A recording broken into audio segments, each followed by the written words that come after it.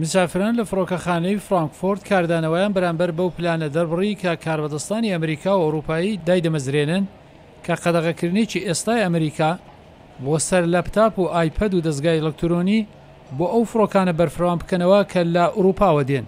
ئەو هەنگاوە پەشێوێکی زۆری لۆجستیکی بۆ سەر جیهانی کار و پیشە لە ڕێگای هێڵی ئاسمانیەوە پێک دێنێت لە دەمێکدا 65 میلیۆن کەس هەر ساڵی بە زیاتر لە 400 پەروازی ڕۆژانە لە نێوان ئەوروپا و ئەمریکای باکووردا سەردان دەکەن کە گەلێک لەو مسافرە خاوەن پیشانە لە ماوەی پەروازدا بۆ کارەکەیان لە کەرەسەی ئەلکترۆنی خۆیان کەڵک وەردەگرن. ئەوە سەختە ئەو ڕۆژانە لاپتۆپ و تەلەفۆنی مۆبایل بۆ خوێندنەوە بەکەڵکن نەک کتێبێکی چاپکرا و ئەوان دەیانەوێت دەستگای ئەلکترۆنی لەو چەشنە قەدەغە بکەن.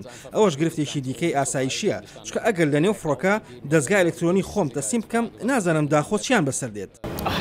ئەمە ژانەسەرە گەلێک گرنگە لە نێو فڕۆکەدا کار بکەیت. خەڵق ئەو ڕۆژانە پڕکارن هەر ناکرێت پێشی بگری ئەمن بە تەواوی لە دژی ئەو بڕیارە. ئەو قەدەغەیە لە ڕووی قەوارەوە ئەوەی ئێستا هەیە زیاتری دەکات کە مانگی مارس دەستی پێکرد و کارتێکردنی لەسەر 50 پەرواز ڕۆژانە لەسەر 10 وڵاتان هەیە کە زۆربەی لا خۆڕەڵاتی ناوەڕاستدا دێن. هێڵەکانی فڕۆکەوانی گوتویانە بە جۆرەی کات ئەو قەدەغەکردنە جێبەجێ دەکەن بەڵام ئاسۆی ئەو قەدەغەکردنەیە کاربەدەستانی یەکێتی ئەوروپایی هوشیار کردوێتەوە ئەوانەی دەیانەوێت سەبارەت بە هەر هەڕەشەیەکی نوێ زیاتر بزان و هەروەها کە ئەو هەنگاوە چەندە ئاڵۆزی دەخۆڵخێنێت.